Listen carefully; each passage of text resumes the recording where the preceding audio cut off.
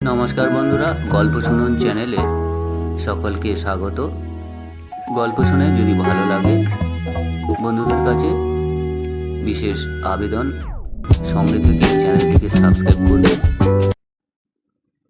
শুধু বন্ধুরা, গল্প শুনুন চ্যানেলে আজ আমরা গোপাল ভাঁড়ের একটি ভারী মজার গল্প শুনব। গোপাল গ্রামের এক মহাজনের কাছ থেকে কিছু টাকা ধার নিয়েছিল। আজ দেব কাল দেব করে সেই টাকাটা গোপাল আর শোধ করেনি। সেই লোক গোপালকে একদিন হাটের মধ্যে পাকড়াও করে বলল, আমার টাকাগুলো দিয়ে দাও গোপাল, নইলে আজ তোমায় ছাড়বো না। এতগুলো লোকের সামনে তোমাকে অপমানিত করব। দেখি তুমি কোথায় যাও না টাকা দিয়ে। মহাজনের দ্বারা অপমানিত হয়ে গোপাল বলল, টাকা কি আর দেব না বলছি? আপনার টাকা আগামীকালই দিয়ে দেব। পরশু সকালেই আমার বাড়িতে চলে আসুন না, আপনি টাকা ঠিক পেয়ে যাবেন। আমি টাকা শোধ করে দেব আপনাকে।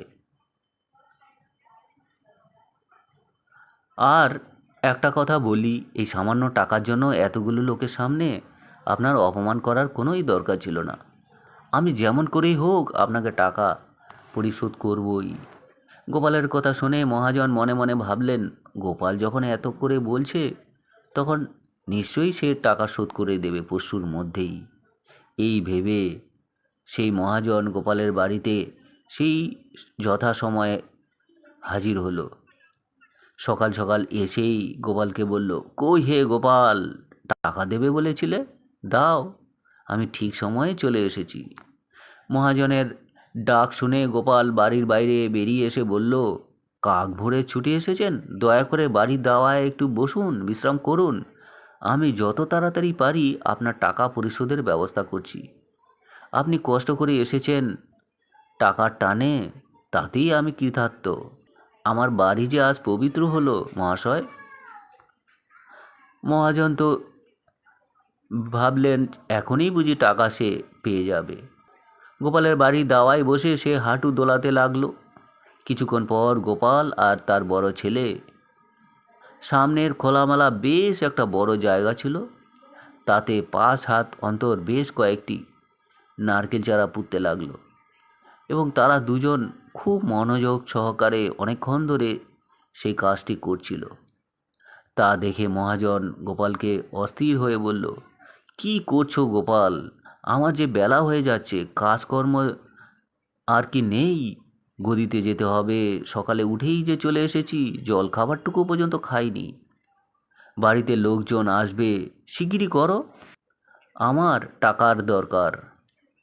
গোপাল নারকেলের চারা পুঁততে পুঁততে বলল, দেখছেন তো চারা পুঁতছি, একটু বসুন না, এখনই হয়ে যাবে পোতা, আপনার টাকারও ব্যবস্থা হয়ে যাবে। আর বলছি, আজ আপনার টাকা না শোধ করে আমি জল গ্রহণ করব না। এই দেখুন করছি কিনা বলুন।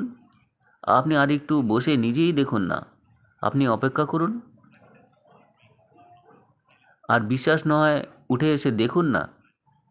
কাজ শেষ করে গোপালের কাছে এসে দাঁড়াতেই মহাজন জিজ্ঞাসা করল, সেই থেকে বসিয়ে রেখেছ, একটু তামাক টামাকও দিল না, কোথায় আমার টাকা দাও? গোপাল মুচকি হেসে বলল, এতক্ষণ ধরে তো আপনার টাকা শোধেরই ব্যবস্থা করছিল মহাশয়।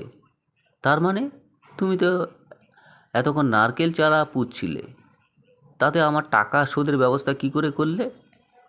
গোপাল বলল, এই যে নারকেল চারা পুঁতলাম, তাতে নারকেল গাছ হবে, এতগুলো নারকেল গাছ থেকে যা ফল হবে তা তো আর কম নয়। 2 বছরের মধ্যেই আপনার টাকা সুদসহ শোধ হয়ে যাবে। আপনাকে যখন কথা দিয়েছি আজই টাকা শোধের ব্যবস্থা করব, তাই ব্যবস্থা করে দিলাম। 2 বছরের জন্য নারকেলের ইজারাও আপনাকে দিয়ে দিলাম। আর ভাবছেন কেন? ধরুন আপনার টাকা বলতে গেলে নিশ্চিন্তভাবেই সুদ হয়ে গেল, এবং সেটা সুদ সমেত। গোপালের কথা শুনে পাওনাদার হাসবে না কাঁদবে, এই ভাবতে ভাবতে শেষ পর্যন্ত বেচারা হেসেই ফেলল। আর গোপাল বলল, দেখছি টাকাটা আপনি নগদ পেয়ে আর হাসি ধরে রাখতে পারছেন না। এই বলে গোপাল অট্ট হাসিতে মেতে উঠলেন।